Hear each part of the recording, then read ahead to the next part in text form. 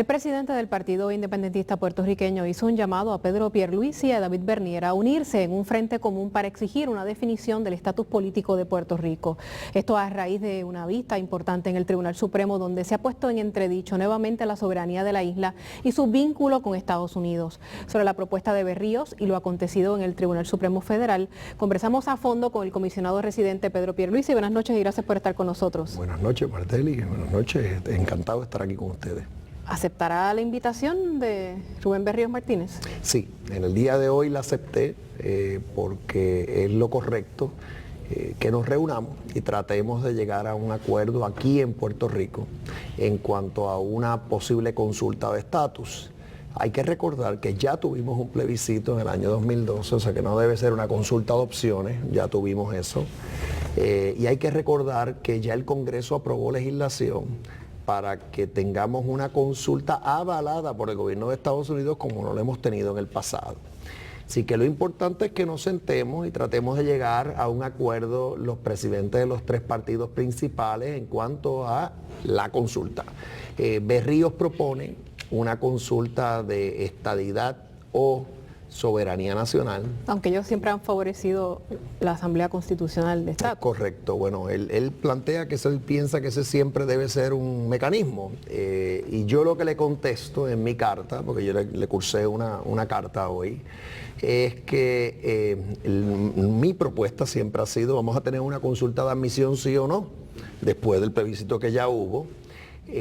Pero estoy dispuesto a considerar una consulta de estabilidad o independencia. Uso el término independencia porque la independencia tiene varias modalidades. Tú puedes tener a Puerto Rico como una república independiente, pero también lo puedes tener como una república asociada, es decir, libre asociación. Rubén Berríos Martínez ha adoptado una posición, además de la fórmula de independencia que ellos siempre han defendido, otro tipo de fórmulas como usted habla. En el caso de esa consulta, deben estar solamente dos alternativas o abrir la posibilidad dentro de lo que es la soberanía a través de la independencia a una república asociada también.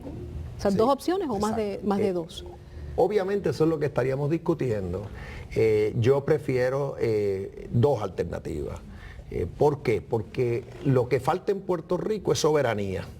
Y tú la tienes, la puedes tener como un Estado y la puedes tener como una nación soberana.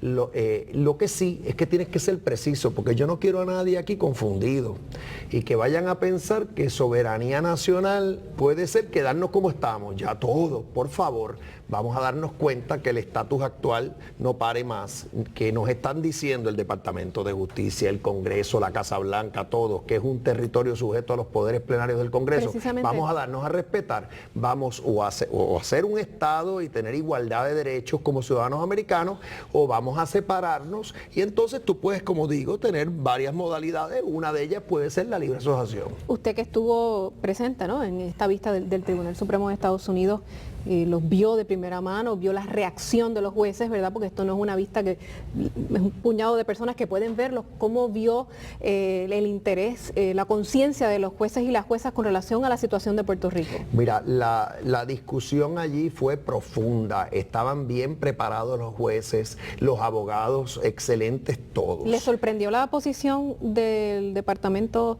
de Justicia de Estados Unidos, de la Procuradora? Ya el departamento había cursado un escrito en el que había expresado que Puerto Rico es un territorio sujeto a los poderes plenarios del Congreso y que no tiene soberanía. La Procuradora dijo que pueden revisarlo todo, eso incluye la Constitución. Lo que pasa, lo que pasó en la vista es que esa Procuradora General tomó unas posiciones claras, sin evasivas, sin ningún tipo de inseguridad, cuando por ejemplo el juez Breyer le dice, pero venga acá, después de todo lo que pasó en el 50 y el 52 y lo que ha pasado después, lo que usted está diciendo es que el Congreso puede echar abajo la Constitución de Puerto Rico, cambiarla radicalmente. Y le dice que sí, y cuando viene la juez Sotomayor y le dice, pero venga acá, yo pienso, dice la juez Sotomayor, que como el Congreso tiene tantos poderes bajo la cláusula esa de los territorios, que entonces pudo haber creado un estatus particular en Puerto Rico que se llama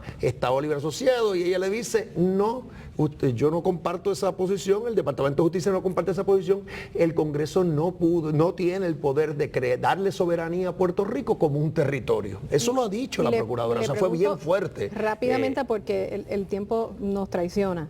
¿Es esta la posición del gobierno de Estados Unidos quizás para viabilizar una Junta de Control Fiscal?